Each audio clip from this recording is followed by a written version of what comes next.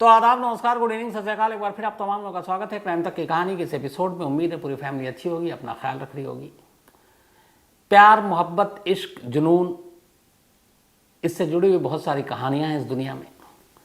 लेकिन इश्क, मोहब्बत, प्यार या जुनून और सनक और पागलपन, इसके बीच का फ़र्क क्या है?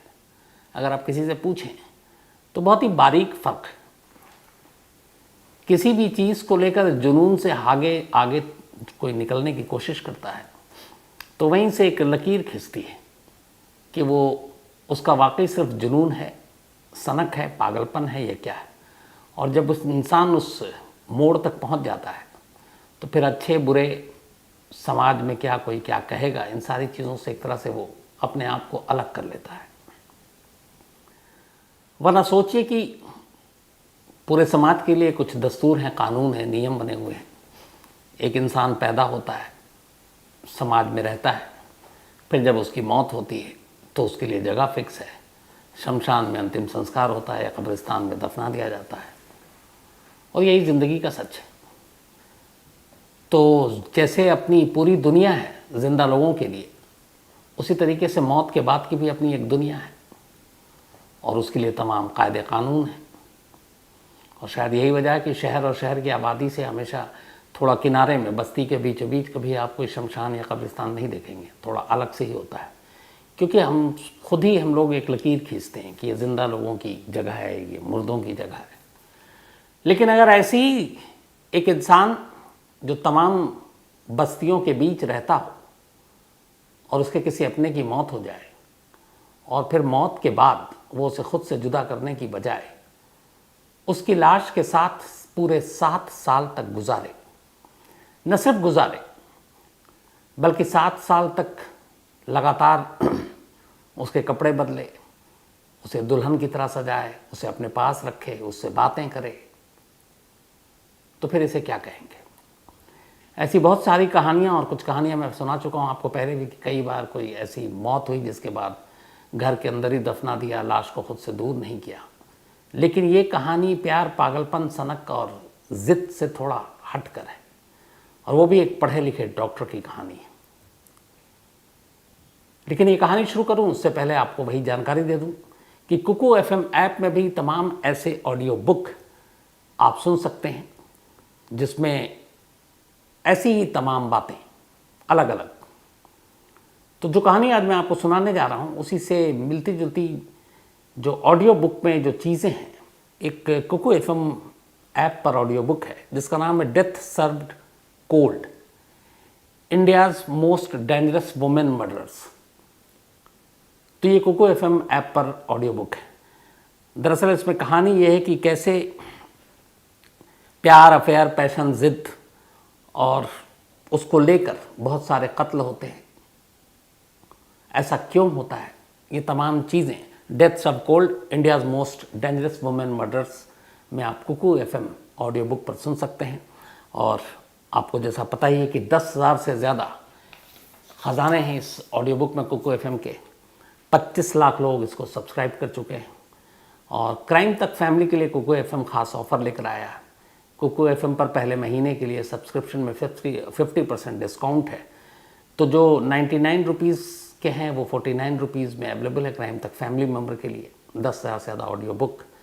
और ख़ास तौर पर अगर हम क्राइम तक फैमिली की बात करें तो डिस्क्रिप्शन में जो नीचे लिंक है, उस लिंक पर जब आप जाएंगे तो कूपन कोड crime50 यूज़ करें और उसको यूज़ करने के बाद आपको 50% डिस्काउंट, 99 रुपीज़ का जो सब्सक्रिप्शन है वो 49 रुपये में मिलेगा पहले मंथ के लिए। तो प्यार, मोहब्बत, इश्क, जुनून और इससे जुड़ी हुई जो तमाम चीज़ें हैं, आज उसी की ये कहानी है। कहानी है डॉक्टर कार्ल टेस्लर की। डॉक्टर कार्ल टेस्लर जर्मनी में पैदा हुए और सेकेंड वर्ल्ड वॉर, बल्कि फर्स्ट वर्ल्ड वॉर जब ख़त्म हुआ तो उसके बाद इन्होंने जर्मनी छोड़ा, बहुत सारी चीज़ें उलट पुलट हो गई थी और अमेरिका का रुख किया। ये अमेरिका पहुंच गए डॉक्टर कार्ल टेस्लर। इनके साथ एक दिक्कत थी, बचपन से इन्हें एक सपना आता था और उस सपने में एक काले बालों वाली लड़की आती थी, बेहद खूबसूरत। और ये सपनों का सिलसिला बरसों चला। इसी दौरान में बचपन से जो ये सपना आता, साथ में उनके ही अपने एक पूर्वज का भी सपना आता है किसी रिश्तेदार का, और वो रिश्तेदार हमेशा कहती कि तुम्हारे सपने में ये जो काले बालों वाली लड़की आती है, यही तुम्हारी ज़िंदगी है, यही तुम्हारी फ्यूचर वाइफ है, इसी से तुम्हारी शादी होगी और यही तुम्हारी मोहब्बत है। अब ये इतनी बार ये बातें सपने में हुई, उनकी पूर्वज ने कहा, और इतनी बार वो काले बालों वाली लड़की सपने में आई डॉक्टर कार्ल टेस्लर के कि वो इसको सच मान बैठे।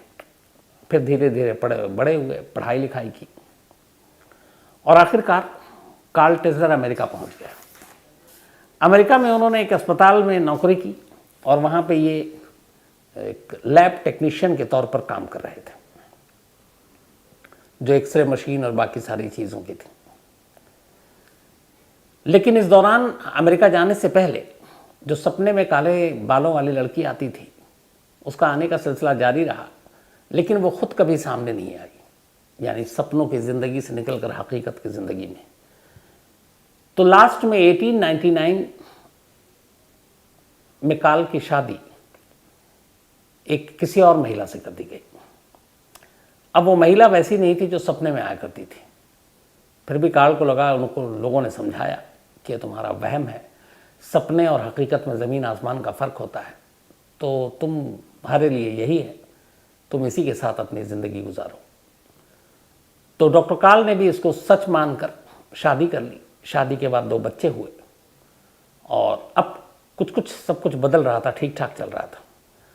लेकिन फिर बीच में 1926 में, मतलब 1899 में शादी हुई थी। करीब 27 साल के बाद शादी के डॉक्टर कार्ल अपने बीवी और बच्चों को जर्मनी से छोड़कर अमेरिका पहुंच गए। और अमेरिका में वो पहुंचने के बाद वहाँ पे एक हॉस्पिटल में काम करना शुरू किया। अब लगभग सपने वाली बातें भूलने लगे थे, उम्र भी होती जा रही थी। लेकिन तभी 1930 की तारीख आती है, 22 अप्रैल था महीना।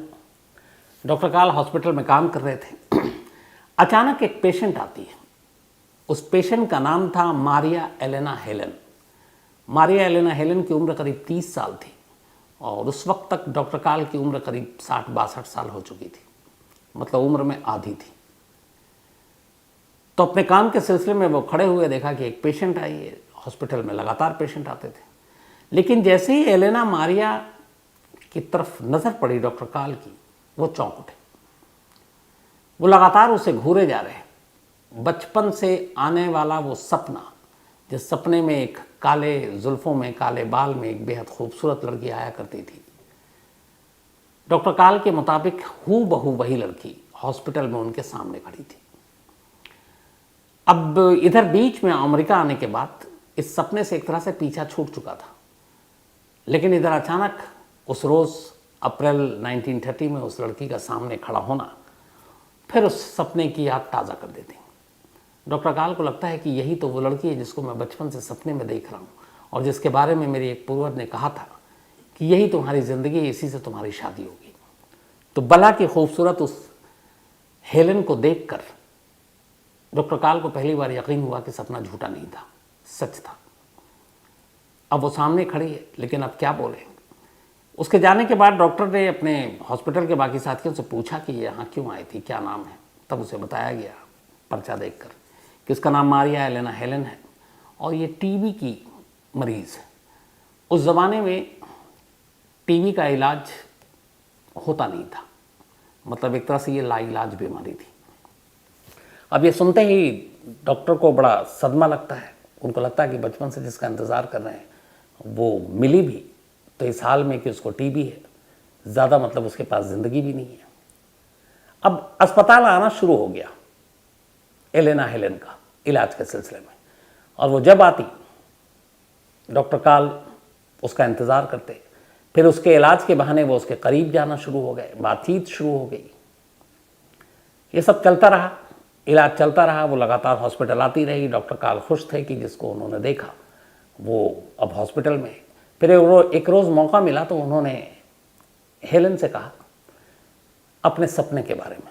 उन्होंने कहा कि मैं बचपन में जब जर्मनी में था तब से मुझे एक सपना आता है, और 1-2 लड़कियां आती हैं, एक मेरी ही अपने ख़ानदान की है और एक तुम हो, और वो मुझे बताती है कि तुम ही हो जो मेरी ज़िंदगी है और जिससे आगे चलकर शादी होगी। लेकिन इंतज़ार में बरसों बीत गए, अब तो मैं 60 का हो गया और अब अचानक तुम मिली हो। तो जब ये पूरे सपने की बात बताई तो हेलन भी थोड़ी हैरान थी। तो उसने कहा कि आपका सपना मुझे नहीं मालूम कितना सच कितना झूठ है, लेकिन मेरी ऑलरेडी शादी हो चुकी। एक प्रेग्नेंट भी हुई मैं, लेकिन मिसकैरेज हो गया। उसके बाद मेरे हस्बैंड ने मुझे छोड़ दिया। तो जब हस्बैंड ने छोड़ दिया तो अब मैं अपने पेरेंट्स के घर पर रहती हूँ और अब इस बीमारी के साथ जी रही हूँ। दोनों ने एक दूसरे को अपनी कहानी बताई। हेलन लगातार अस्पताल इलाज के लिए आती रही। इस दौरान में अब दोनों में उम्र का फासला दुगना था, कहाँ 30 कहाँ 62। लेकिन अब हेलन भी कहानी सुनकर कहीं ना कहीं थोड़ा बहुत डॉक्टर काल की तरफ झुकने लगी। अब इस दौरान में ये हुआ कि हॉस्पिटल आने जाने का अब सिलसिला थमने वाला था, इसलिए क्योंकि हॉस्पिटल वालों ने कहा कि अब जितना हम तुम्हारा इलाज कर सकते थे कर चुके, अब तुम घर पर रहो, आराम करो, कुछ दवाएं हैं वही देखो, क्योंकि इलाज तो था नहीं बाकी। तो बस अस्पताल आकर तुमको परेशानी उठाने की ज़रूरत नहीं है, क्योंकि बाकी चीज़ें अब तुम घर पर रहकर भी जो हम बता रहे हैं वैसा कर सकती हो। अब हेलन का अस्पताल आना छूट गया। डॉक्टर काल को ये बात पता चली, वो परेशान हो उठे। उन्हें लगा कि कम से कम उससे डेली मुलाकात होती थी, अब क्या करें। वो हेलन के घर पहुंच गए एक रोज़ और उसके पेरेंट्स से कहा कि आप परेशान ना हो। और पेरेंट्स चूँकि अस्पताल में डॉक्टर काल से भी मिल चुके थे, तो एक डॉक्टर या इस तरह के लोगों के साथ एक रिश्ता दूसरा होता, भरोसा आता। तो उन्होंने कहा कि मैं हेलन का इलाज घर पर करूँगा, जो भी ज़रूरत होगी मैं लेकर आऊँगा। माँ बाप को भी बड़ा अच्छा लगा कि चलो उनकी बेटी के कोई फिक्र करने वाला है, उसी अस्पताल का एक मेंबर है वो। अब डॉक्टर काल डेली हेलन के घर आने लगे। अस्पताल से वो इसके इलाज के लिए जो बेसिक ज़रूरी चीज़ें होती वो छुपा कर या चुरा कर लेकर आते और हेलन की तीमारदारी करने लगे, क्योंकि वो सपना उनका पीछा नहीं छोड़ रहा था कि ये मेरी ज़िंदगी है। और मन ही मन में वो हेलन को अपनी वाइफ मान चुके, बिना शादी किए हुए, बिना कुछ किए हुए, और ये भी जान रहे हैं कि वो एक तरह से डेथ बेड पर है। लेकिन जुनून था। तो अब हेलन घर पर डॉक्टर डेली पाबंदी से हॉस्पिटल से आए, जो भी दवा या बाकी चीज़ें हैं वो छुपा कर या चुरा कर हेलन के घर लेकर आए और उससे घंटों बातें करें। घर वालों को भी लगा कि चलो कोई है जो मेरी बेटी को इतना वक्त दे रहा है, क्योंकि उन्हें भी सच्चाई मालूम है उनकी बेटी की कि इसके पास ज़्यादा वक्त नहीं है। तो जब पता होता है और ऐसे में कोई इस तरह से मदद करता है तो फिर कोई गलत ख्याल तो जहन में आता ही नहीं है। तो घर वालों को भी अच्छा लगा डॉक्टर काल का आना और बेटी का इस तरीके से मन बहलाना। तो ये सब चलता रहा। लेकिन फिर हुआ यूं कि 22 अप्रैल 1930 को पहली बार मुलाकात हुई थी डॉक्टर काल की हॉस्पिटल में हेलन से, और इसके बाद करीब 1.25 साल बीता होगा। 25 अप्रैल 1931, 25 अप्रैल 1931 को आखिरकार वो हुआ जिसका डर था। हेलन की मौत हो गई उसी टीबी की वजह से। अब जब मौत की खबर मिली डॉक्टर काल को, वो बदहवास हेलन के घर पहुंचे। उन्हें कुछ समझ में नहीं आ रहा, क्योंकि बचपन से जिसे सपने में देख रहे हैं, जिसका इंतज़ार किया बरसों, वो मिली भी तो सिर्फ साल सवा साल के लिए, और अब उसकी मौत हो गई। डॉक्टर काल ने घर वालों से बड़ी ये कहा गुजारिश के साथ कि हेलन का अंतिम संस्कार मैं करना चाहता हूँ, इसका जो भी खर्चा होगा मैं उठाना चाहता हूँ। घर वालों को लगा कि ये बहुत ज़्यादा ही करीब था, मानता था, उन्हें भी कोई आपत्ति नहीं हुई, और ऐसी चीज़ों पे क्या ऑब्जेक्शन। इसके बाद डॉक्टर काल ने उसी शहर में अमेरिका के एक जिस कब्र में दफनाया गया, वो बड़ी सी कब्र बनवाई और उसके बाद वहाँ दफन किया गया। और अब उनका रूटीन ये हो गया कि अगले दिन हर दिन वो घंटों आकर कब्र पर बैठ जाते और कब्र के पास बैठकर और अकेले में ही बात करना शुरू। ऐसा लगता कि जैसे हेलन से बात कर रहे हैं। अब शुरुआत में है हेलन के घर वाले भी आते उस कब्र पर फूल चढ़ाने के लिए।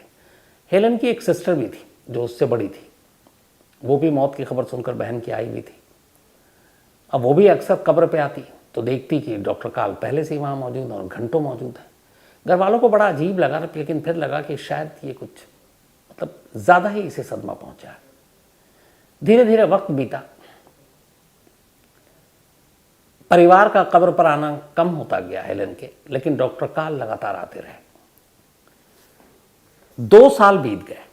2 साल तक कब्रिस्तान जाना, कब्र के पास बैठकर हेलन से बात करना, ये सब कुछ जारी था। लेकिन फिर 2 साल बीत गए, 1933 आ गया। 1931 में डेथ हुई थी हेलन की, और 1931 अक्टूबर में डेथ हुई, और अप्रैल 1933 का साल आ गया और महीना। हेलन की बहन वापस अपने घर आई थी।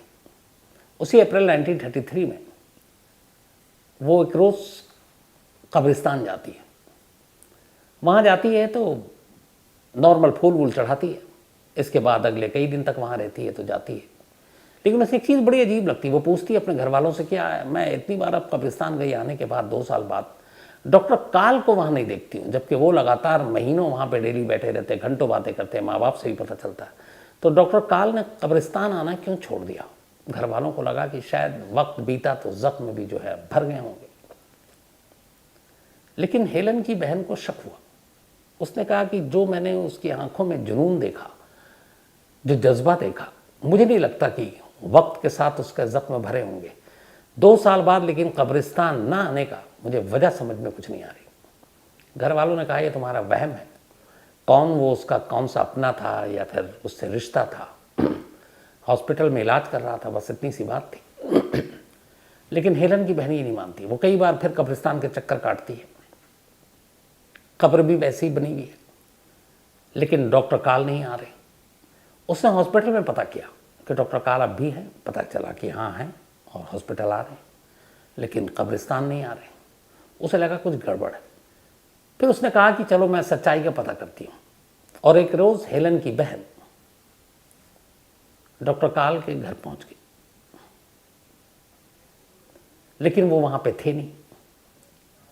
अब उसके बाद उसे लगा कि चलो कहीं वो छोड़ छाड़ कर चले गए हों या कुछ और होगा, मेरा ही वहम है। बात आई गई हो गई, दरवाजे पे ताला था। फिर वो बहन अपने वापस लौट गई। धीरे धीरे वक्त बीता। अब 33 से 38 आ गया, 1938। बहन फिर आती है, फिर कब्र पर जाती है। अब ये था कि डॉक्टर काल तो है नहीं, लेकिन उसके मन में ये सवाल था कि जो शख्स लगातार घर पर आकर इलाज करता रहा, जो शख्स अस्पताल से उसके लिए सारी चीज़ें लाता रहा, जिस शख्स ने उसकी बहन के अंतिम संस्कार के सारे खर्च उठाए, जो लगातार कब्रिस्तान में जाकर कब्र के ऊपर पास में बैठकर घंटों बैठा रहता सुबह और शाम, वो अचानक के उसकी बहन की कब्र की तरफ से उसने मुंह क्यों फेर लिया? जबकि इस दौरान में उसे पता चला कि वो इसी शहर में, ये भी नहीं कि शहर छोड़ दिया। 7 साल बीत चुके थे हेलन की डेथ को। 1931 में डेथ हुई थी, अब 1938 आ गया। बहन फिर से आई। उसे लगा कि ये सवाल उसको बेचैन कर रहा है, इस सवाल का इस बार जवाब लेते हैं। फिर पता चला कि डॉक्टर काल यहीं है। उसने कहा फिर घर जाते हैं। पिछली बार वो गई थी, घर पे ताला था, उसे लगा वो होंगे नहीं। इस बार गई तो इत्तेफाक से घर का ताला खुला हुआ था। उसने बेल बजाई, डॉक्टर काल बाहर आए, उसको देखकर मुस्कुराए, अंदर बुलाया। लेकिन जैसे ही वो अंदर गई और वो उसको पानी के लिए पूछ रहे थे, तब तक वो उसने बाकी कमरों की तरफ नज़र घुमाया तो उसकी हैरानी की कोई इंतहा नहीं थी। उसने देखा कि एक कमरे में एक बेड पर एक लाश पड़ी है, बिल्कुल सजी सजाई। करीब जाकर देखती है, उसे अंदाज़ा हो जाता है कि लाश किसकी है। और उसी वक्त उसके उस सवाल का जवाब मिल जाता है कि 7 साल से या पिछले 5 साल से वो जो जिसका जवाब जानना चाहती थी कि वो कब्रिस्तान क्यों नहीं आते, क्यों उसकी बहन के पास घंटों बैठ के बातें नहीं करते, इसका जवाब मिला। उस लाश को देखते ही हेलन की बहन बदहवास उस घर से बाहर निकलती है और पहला फ़ोन पुलिस को करती है। फ़ोन सुनते ही पुलिस की टीम फ़ौरन मौके पे पहुंचती है। हेलन वहीं थी। इसके बाद पुलिस की टीम के साथ हेलन डॉक्टर के घर में दाखिल होती है। अंदर बेड पर अब लाश को देखा जाता है। एक लाश थी, अजीब सी स्मेल थी घर में, लेकिन बेहद ज़्यादा बहुत सारे परफ्यूम भी डाले गए थे। लाश कुछ इस तरह की थी कि उसके बहुत सारे हिस्से मोम से बनाए गए थे। बहुत सारे पेरिस प्लास्टर जो होता है उसके ज़रिए उसके चेहरे बनाए गए थे। आँखों को भी नकली बनाने की कोशिश की गई थी, लेकिन मोम और इन सारी चीज़ों के साथ जो बनाई गई, उसके बाद पुलिस ने जब इन्वेस्टिगेट किया तो पता चला कि उसके नीचे जो सारी हड्डियाँ वो इंसान की। अब जब ये देखा तो डॉक्टर से पूछा गया कि किसकी लाश है। डॉक्टर काल ने 1 सेकंड भी नहीं लगाया बताने में। उन्होंने कहा कि ये हेलन की लाश है। अब ये सुनते ही पुलिस के साथ साथ हेलन की बहन, तमाम लोगों की आंखें फटी की फटी रह गई कि ये क्या बोल रहा है। तो उसने कहा कब से आपके पास है? तो उसने कहा पिछले 7 सालों से। तो उसने कहा ये आप कैसे लाए? तो उसने कहा कि जब हेलन की मौत हो गई, मैं कई दिन तक कब्रिस्तान पे गया, कब्र के पास उससे बातें की और मैं लौट रहा था। मुझे लगा मेरे नसीब में यही है। इतने ही दिन की मुलाकात लिखी थी, लेकिन फिर मेरा वो पुराना सपना वापस शुरू हो गया और मेरी जो वो पूर्वज आती थी मेरे सपने में, उसने कहा कि तुम्हारी जो ज़िंदगी थी वो तुम्हें मिल गई, लेकिन अब तुमने उसे छोड़ दिया कब्रिस्तान में, जबकि वो वहाँ छोड़ने के लिए नहीं आई थी। तुम्हारी असल में बीवी वही है, तुम्हारी ज़िंदगी वही है, तुम उसे कब्रिस्तान से घर लाओ, उसके साथ रहो। उसने कहा ये सपना जब बार बार आया तो फिर मैं मजबूर हो गया और एक रोज़ मैं गया और मैंने कब्र खोदी और उस लाश को बाहर निकाली। बेहद बदबू आ रही थी और लगभग लाश एक तरह से सड़ गल चुकी थी। वो घर लाया। घर लाने के बाद उसने धीरे धीरे उस लाश को शक्ल देने की कोशिश की।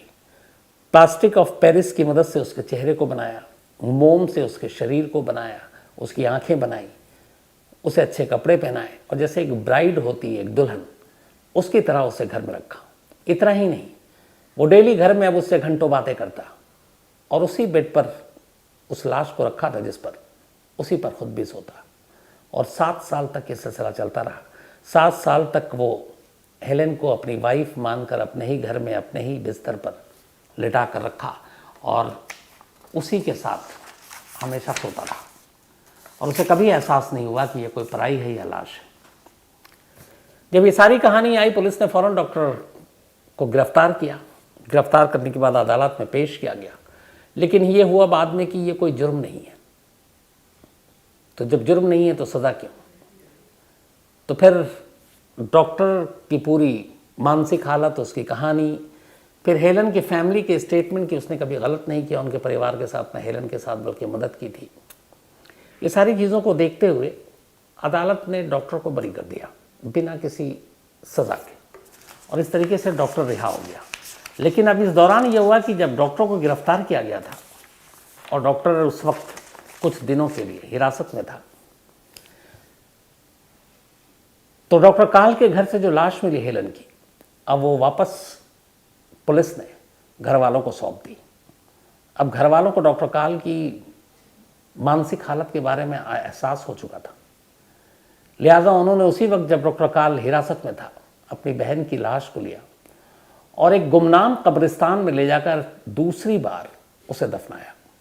लेकिन इस बार हेलन को कहाँ दफनाया, यह सिर्फ फैमिली के चंद लोगों के अलावा किसी को नहीं मालूम था और उसकी वजह यह थी, एहतियात इसलिए बढ़ती गई ताकि डॉक्टर काल तक इसकी खबर ना पहुंचे, वरना हो सकता है वो दूसरी बार भी उस कब्र से लाश को निकाले और कहीं लेकर चला जाए। तो उस लाश की हिफाजत के लिए हेलन के घर वालों ने दूसरी बार जब लाश को दफनाया तो बताया नहीं कि किस जगह दफनाया और ये राज हमेशा ही राज रहा। 1938 में ये सब कुछ हुआ। उसके बाद करीब 14 साल तक डॉक्टर काल और जिंदा रहे। 3 जुलाई 1952 को डॉक्टर काल की मौत हो गई। कहते हैं कि मौत से पहले भी उस सपने ने पीछा नहीं छोड़ा और कहते ये भी हैं कि डॉक्टर काल ने बाद में पूरी कोशिश की कि हेलन की लाश किस कब्रिस्तान में दफनाई गई है, उसकी कब्र कौन सी है, लेकिन पता नहीं चला। और एहतियात इतनी बढ़ती गई थी कि हेलन के घर वालों ने जिस कब्रिस्तान में या जो दफनाया जो कब्र, तो उसके ऊपर नाम तक नहीं लिखा था। आमतौर पर वो लोग लिखाते हैं लेकिन नाम भी नहीं लिखा, इसलिए कि कहीं उसके ज़रिए डॉक्टर काल वहाँ तक पहुँच ना जाए। तो इस तरीके से ये कहानी ख़त्म होती है। अब इस कहानी को आप कैसे लेते हैं ये आपके ऊपर छोड़ा, लेकिन कहानी ख़त्म करूँ उससे पहले वही अपना सिलसिला। आज आकाश सिंह भदौरिया, इनका बर्थडे है, तो हैप्पी बर्थडे आकाश। और ये अंकिता ने भेजा, उनके ब्रदर हैं। दीप्ति वर्मा, इनका भी जन्मदिन है, तो हैप्पी बर्थडे दीप्ति। और राहुल ने भेजा ही, राहुल मलथ्रानी। प्रीति उर्फ टॉमी, इनका भी आज जन्मदिन है, तो हैप्पी बर्थडे प्रीति। और गणेश शर्मा ने भेजा है। साथ ही अनाहिता वर्मा, इनका भी आज बर्थडे है, तो हैप्पी बर्थडे अनाहिता। और ये आशु वर्मा की बिटिया है। इसके अलावा डेरविक चेटियार, इनका भी आज बर्थडे है, तो हैप्पी बर्थडे डेरविक।